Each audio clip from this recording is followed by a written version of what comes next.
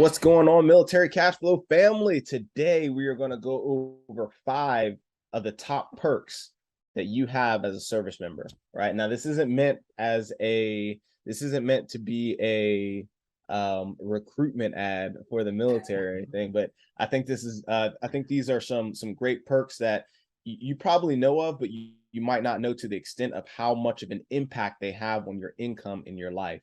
So Mike. Yeah, absolutely, man. It's not a recruitment ad, like we said, but if you guys are considering joining the military, you want to know these things. And more importantly, if you've already committed to joining the military, I mean, like you're already in or you already signed that contract, then you should know about these things and why it's so powerful. Because it might, once you start reaching some of those tough times, you're like, hey, maybe it ain't that bad after all. So we're going to hit it off. And the first one we're going to touch on is the almighty. Dan, this is actually one of your favorites. Is that right? Yeah, this is definitely my favorite. Out of all the perks, out of any perk that we have in the military, this is my favorite. I'm sure you guys can probably guess what this is. I'll give you a couple seconds to guess. So seconds up. It's definitely the VA loan. The VA loan comes in at number 1 as our favorite military perk. And for those of you who are unfamiliar with it, the reason why it's our favorite is because it's a government-backed loan that you have the ability to put 0% down to own and control a large asset, right? Now, there's a bunch of different hacks. You can go back and listen to some of our other videos, watch some of our other content, and you can see how you can best capitalize on using the VA loan. But just a quick example, right? So with the VA loan, you can buy up to a 4-unit home. You can live in one home, and then you can rent all the other units out. So you can effectively have no mortgage, right? Basically pay no rent at all or pay no mortgage at all. And you could possibly get paid while you're living in that 4-unit as well. And then the key de resistance, or the piece de resistance, if you will, is that you get to pocket all your BAH. So if you're living in a 4-unit, you're renting all the other units out, they're paying the mortgage, your tenants are paying the mortgage down, you're living for free, and then you get to pocket all of your BAH on top of that. Just think about what that would do for your financial situation. Mike, you got any input there? Absolutely, man. And now also, we forgot to mention that it's recyclable or reusable. So it's not a one and done thing, man. I personally have used the VA loan 3 times or 4 times, and I'm about to use it again on the property here in Charlotte. So, I mean, it's reusable, and then I can continue to use it for the rest of my life. Now, there's some stipulations to that, but if you guys want to know all the details, again, go back and watch some of these videos, and I'm sure we're going to have some links somewhere in here that can take you straight to those videos for sure. The next one, the number 2 perk. Now, this one is personally my favorite. All right. It's the education benefits. And there are a ton of them. So when I talk about education benefits, I'm specifically talking about anything where the Army or the military will compensate you for your time or cover the costs of you going out and pursuing these additional educational opportunities. And I'm going to let Dan speak on some of them, but the ones I specifically want to touch on is you have in the military, it's called the Career Skills Program. In the Marines, it's called something else. It's not coming back to my mind, on top of mind right now. But essentially what it is, it's an internship program. All right, that's right. Internship, meaning when you are about 6 months from ETSing or separating from the military, you can spend that 6 months actually working with another company of your choice, all while receiving full military benefits. That's the pay, that's the BAH, the BAS, all of that stuff, because you're still technically employed by the military. But it's great for a resume builder. It's great for you to build up those skills before you ever transition out, and you can actually have real world application for whatever it is that you're looking for. Another one is certifications, guys, certifications. And I'm talking, yes, you can absolutely get plumbing or more technical certifications, electrician, mechanic, plumbing, some of those recognized ones. But you can also get internationally recognized certifications. I pursued the Project Management Professional designation, which is the PMP. And they actually had a program for that called Onward to Opportunity, which was a separate nonprofit organization that trained us on it and prepared us for the exam, all for free, right? And then I'm going to let Dan jump in on the GI Bill piece and kind of explain that a little bit more. But just know that I was able to use that GI Bill to cover my master's program as well as my CCIM designation, which is another international designation, all for free.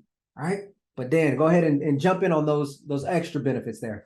Yeah, man, Mike touched on it big time. The big key component here is it's all for free. It's all, and you continue to get paid while you're doing these things. So, I mean, Mike got a great prestigious degree from UNC Chapel Hill, and it was all free, man. That's awesome, dude. So yeah, Mike touched on it. Definitely the CSP program is amazing. The post 9/11 GI Bill is amazing. One thing to note about the post 9/11 GI Bill, not only does it pay for your schooling, but you also get BAH entitlements while you're going through school at the same time.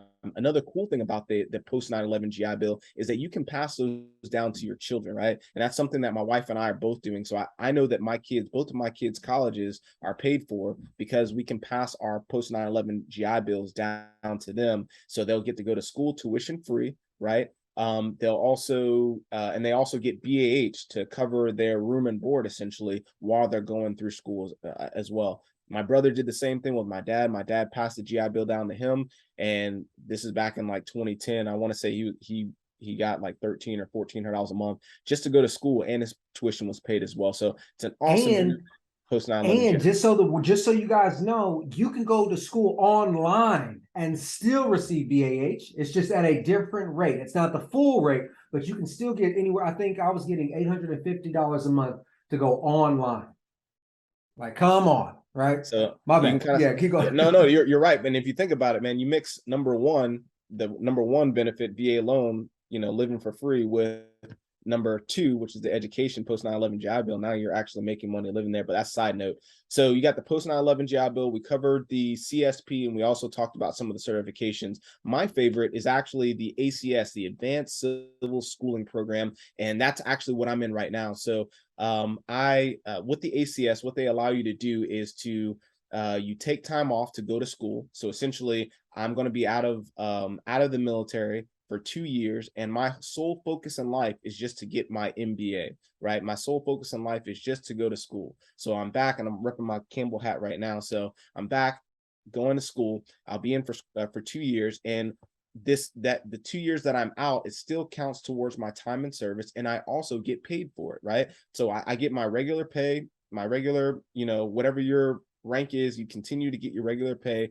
you continue to get your BH, your tuition is paid for, everything is paid for, and I get to walk away with a graduate degree. Now, most times with the ACS, you do incur an additional service obligation, right? So that may be 2 years or 2 days for each 1 day you spend in the program, right? So there is an obligation that is incurred with it, but if you're planning to do 20 years anyways, it doesn't matter. You get it for free. You get 2 years to take off, you get to go be a student for a little while, and then you still get your MBA, and you get paid for it, and it counts towards your time in service. It's just a super win. So that's number two, the education. We talked about the post 9/11, the ACS, the CSP, and then also the certifications that come with it.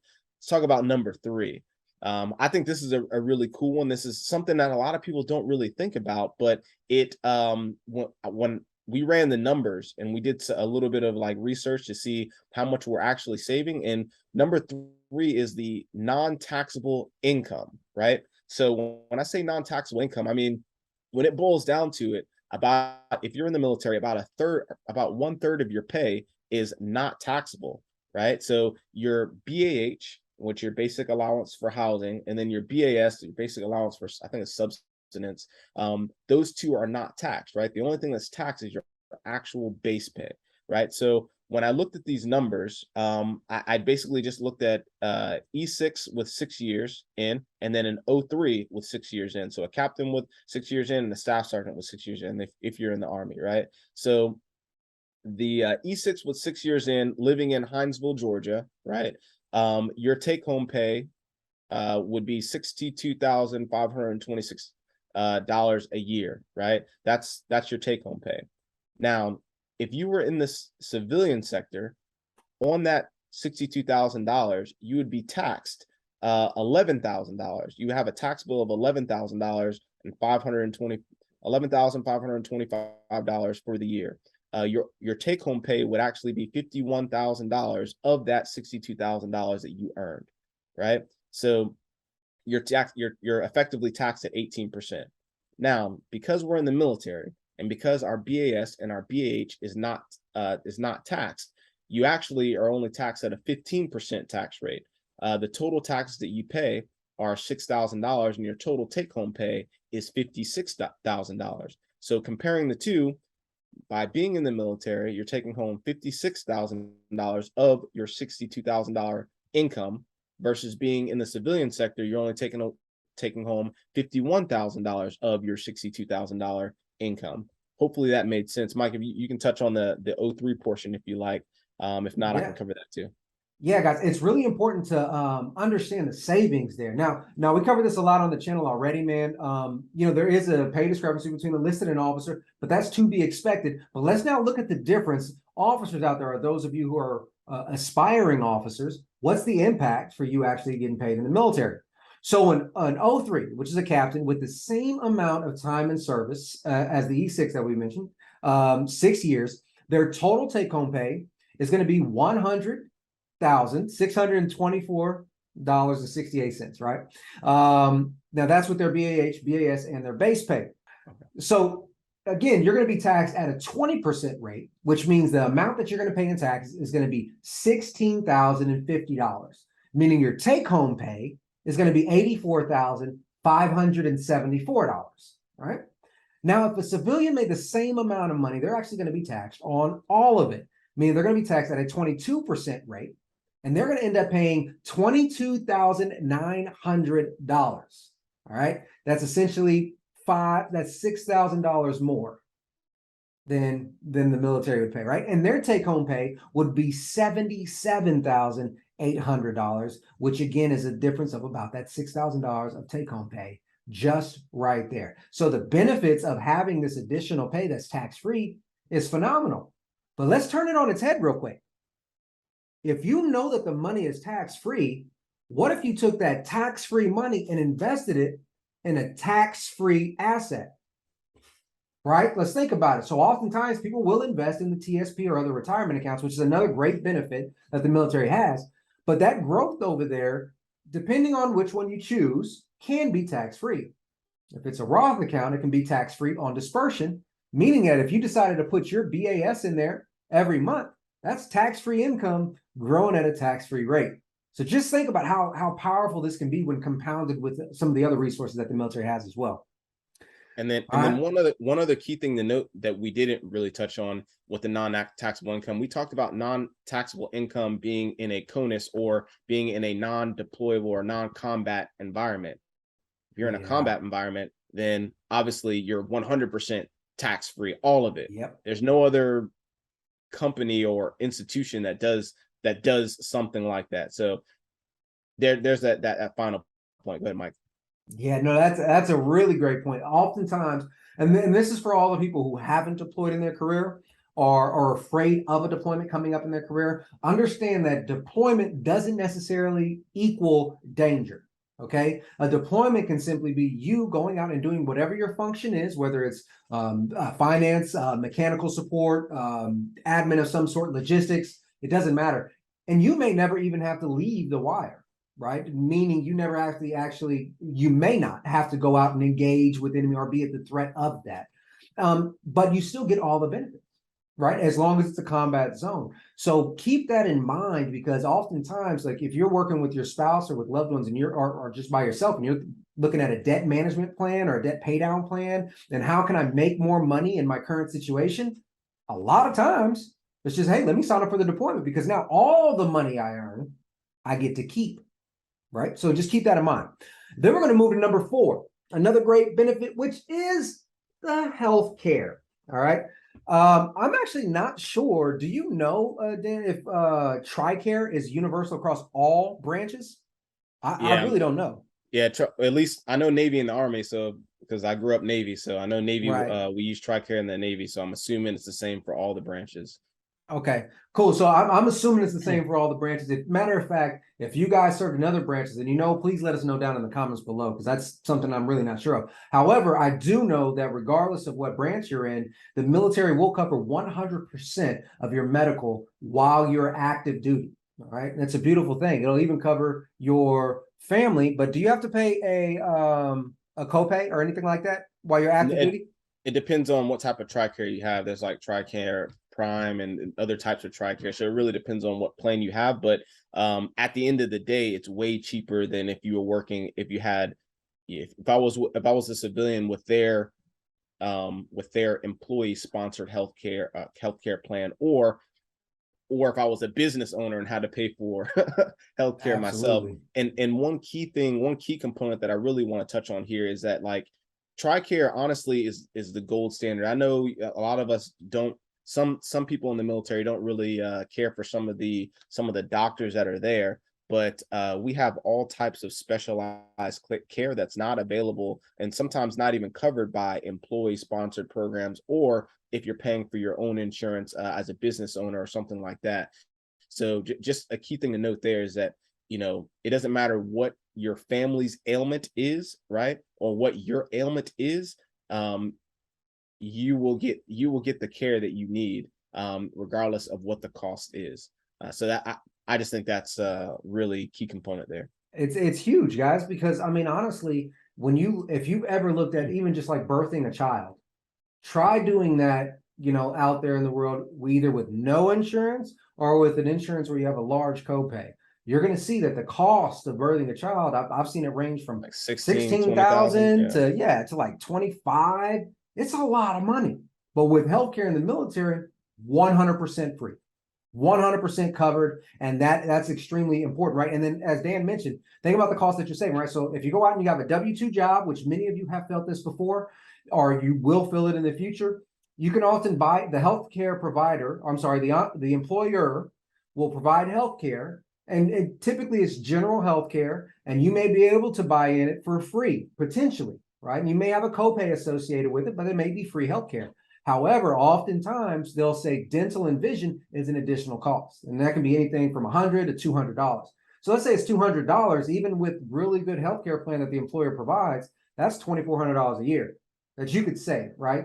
And for you, that may not seem like for some of you, it may not seem like a lot, but $2,400 can go a long way, right? Especially when done correctly. And just like Dan said, if you're self-employed, entrepreneur, what does that look like? Give us an idea what that looks like. No, man, I went and got quotes. I went everywhere and got quotes for myself, for as young and healthy and vibrant as I am. If they look at my medical records, it's gonna lay the hell up, y'all. But even for myself, man, I've gotten quotes from $1,100 all the way up to $1,600. That's not including the family and children. A month, correct? Yes. A month, and that's for me, right? And obviously, everybody's health and age and all that stuff is going to play a part. Also, with what you're covering is going to play a part, right? So you might be able to find something cheaper out there, but you have nobody else contributing to it but yourself, right? So keep that in mind. Matter of fact, it's so intense that most of you guys know I'm actually trying to get back into the Guard so I can tap in on some of this healthcare, right? So healthcare is another one that's really big for us. We take that for granted big time. We definitely take that one for granted. I hear a lot of I've had a lot of service members tell me about their how they hate the healthcare system, and sometimes they have to wait a little bit or they have to do certain things. I'm like, man, if you think about it, big picture, you're getting all this stuff for free, man. And once you go to the civilian sector, you're gonna have to pay.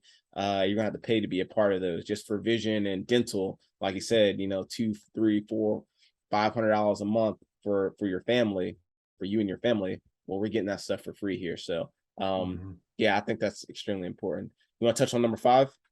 Yeah, and then number 5, that's our final one here, wrapping it up, is the compensation that you can receive after the military. Super powerful. So I'm going to touch on one of the components, which is disability.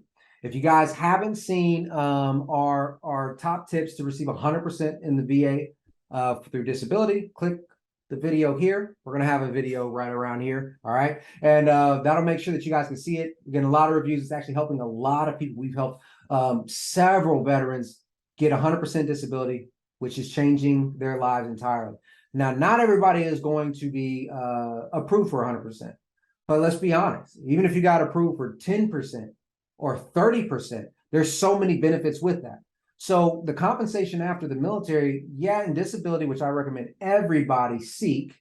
If you get 10 to 30%, that's a guaranteed paycheck for the rest of your life, right? If you get 100%, same thing. If you're 10% or more, and now you go applying for jobs, example, like on USA jobs, you get a veteran bonus, right? Now you get moved up as far as the rankings when it comes to applications because you're 10% disabled or more. So just having disabilities at every phase of disability, you'll receive an additional, what would you call it, benefit with it, right? In addition to the benefit of the compensation as well. So that right there has changed what transition looks like for so many veterans, right? Because a lot of times we're fearful of, hey, I can't do 20, but what the hell happens when I get out now?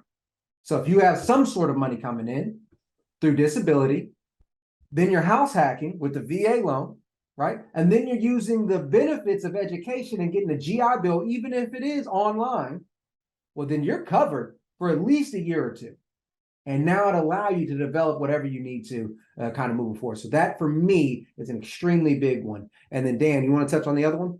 Yeah, but before I do that, I think that's extremely valuable. What you're talking about, as far as the disability, and that video is a phenomenal video. But it was I would say somewhat controversial. Looking at some of the comments, you either had people that absolutely loved it, that got value out of it, that understood the intent, what we were trying to put out with that. But then there were a few people that were kind of giving us some hate, like, oh well, you shouldn't be trying to, I just don't get it twisted. We are not advocating for you to go try to take advantage of, or like, do something dirty or something like that and just say, hey, I messed up when you're not really messed up, right?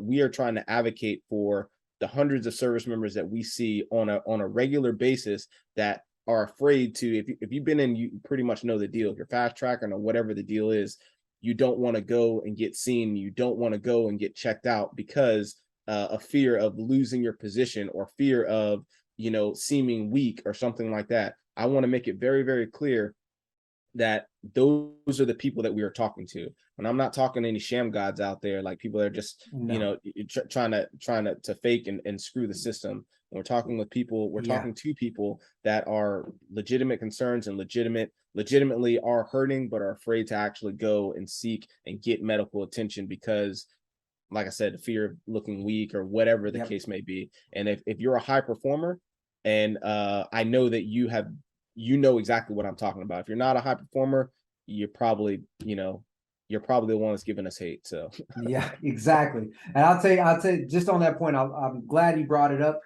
Every veteran that has ever served deserves some form of compensation, right? Now, if you didn't earn 80% or 100%, then you will be called, it will be spotted. If your medical records do not reflect that, then you're not going to get it, right? But I have seen support brand or MOSs, like let's just say admin, specifically the one I'm thinking of is admin. He spent 4 years in the military. He walked away with 100% disability. And there was an infantryman that did 12 years in the military and walked away with 0, just because he was prideful and he didn't even attempt to do it because he felt like he didn't deserve some sort of compensation after the military. So that's the message that we're expressing in that video and in this one as well, is if you earned it, then we highly encourage you to pursue it. Yeah, that was a little rant there. But let's get on to the second compensation after the military. Great. So the next compensation after the military is retirement. If you choose to stay in for 20 years, man, that retirement package is awesome. I mean, for I think we did the numbers. I know for an officer, if you stay in for 20 years, you're likely going to make 05. You're likely going to make lieutenant colonel. Right now, you would get half of your base pay, which at that point it would be about $5,000 a month, right? Now, the cool thing about the retirement is you're getting to collect your $5,000 a month, but that gets adjusted for inflation, right? So every year, the new rates come out, whatever the raise is that that we get in the military. There's a percentage that retirement veterans get as well. So the only reason I know this is because my dad retired, did 20 years. I see what he was making and how it continues to get adjusted for inflation as well. So I think that's very, very key. For an E7, really quick for quick numbers, I'm looking online right now.